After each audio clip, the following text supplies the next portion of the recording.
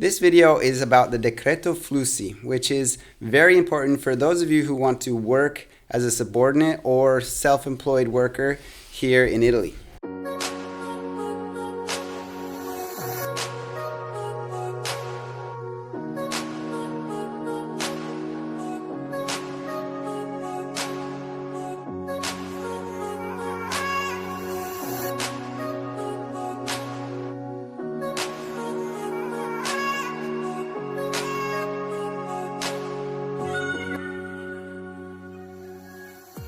What's up everybody, welcome to the channel Davo, where we talk about Italian real estate. This video is, well, to many of you who are perhaps considering moving away from California or wherever you might be. I've heard a lot of people moving away from California right now, not necessarily out of the country, but now that remote working is a little bit more of a thing, a lot of people have decided, the cost of living and the benefits of living in California are not as great as they used to be. So this video is we're going to talk about the possibility of moving to Italy, and right now is the right period to do it. I've done a previous video on remote working in Italy, and that was more or less what types of visas you can apply for. Recently, some people have reached out to me asking about the Decreto Flussi, and it got me curious to learn a little bit more about it. The Decreto Flussi, for those of you who don't know, is basically the announcement in which they say how many workers for that year will be allowed from outside the European Union.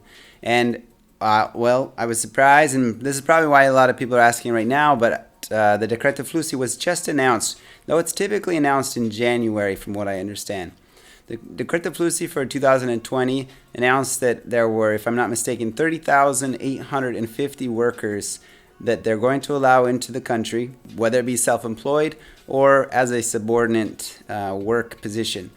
Now, there will be two different processes to follow in the case that you do decide to come and work in Italy as a subordinate or as self-employed. But you need to understand these 30,850 positions are already split between 12,000 in one category, 6,000 in another, and you're going to need to apply as soon as possible if you really want to take advantage of this Decreto Flussi, because the spots are limited and it is a first come, first served basis. What are your first steps? Let's talk about you self-employed people, because you already have a plan on what you're going to be doing. Most likely you've been planning it for a while now, and now it's just time to take action and get it done. Well, you have up until the end of December to accomplish this. One thing I should add is that these 30,000 positions, they're not necessarily full-time. They could just be a seasonal because of the tourism season. It really depends on what kind of work you're providing, but you need to understand there will be limited spots for people to live here full-time as well.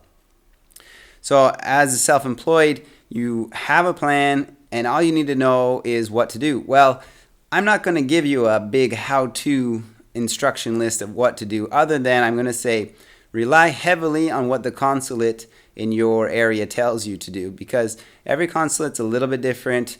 Nothing is standardized as completely as you think it should be, and they might have various requirements that I couldn't list in this even if I wanted to. You really need to trust in what they have to tell you, because they're the ones that get to make the decision in the end. So what you're really doing at the consulate results in a work visa for you. You can have permission to enter Italy for the purpose of working.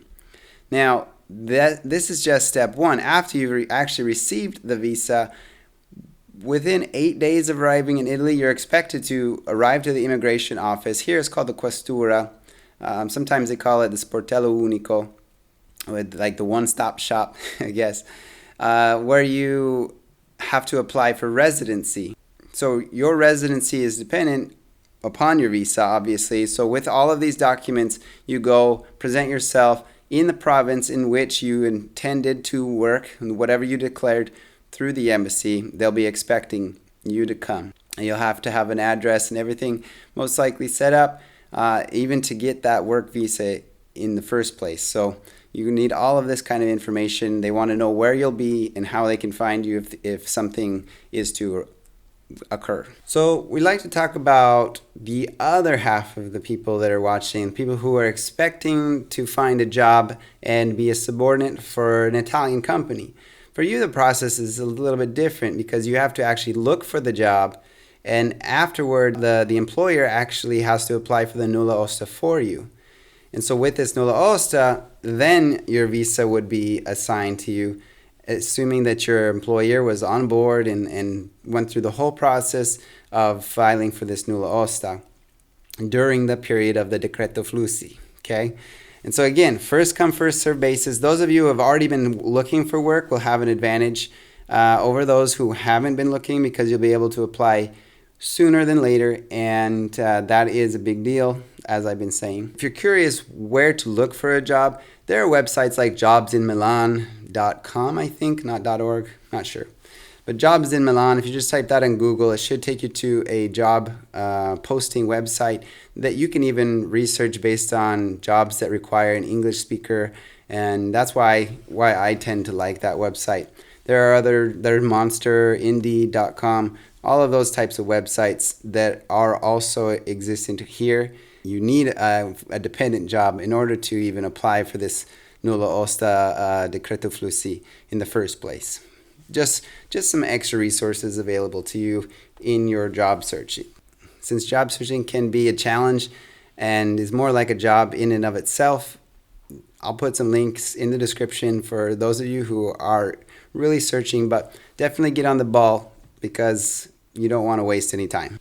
So if you're one of those looking to just get away from the craziness of what you call life and want to follow a dream that you've had forever, and move over here, but you're still in that work phase, this is a really good option, and it's open right now. All you have to do is follow the process and apply.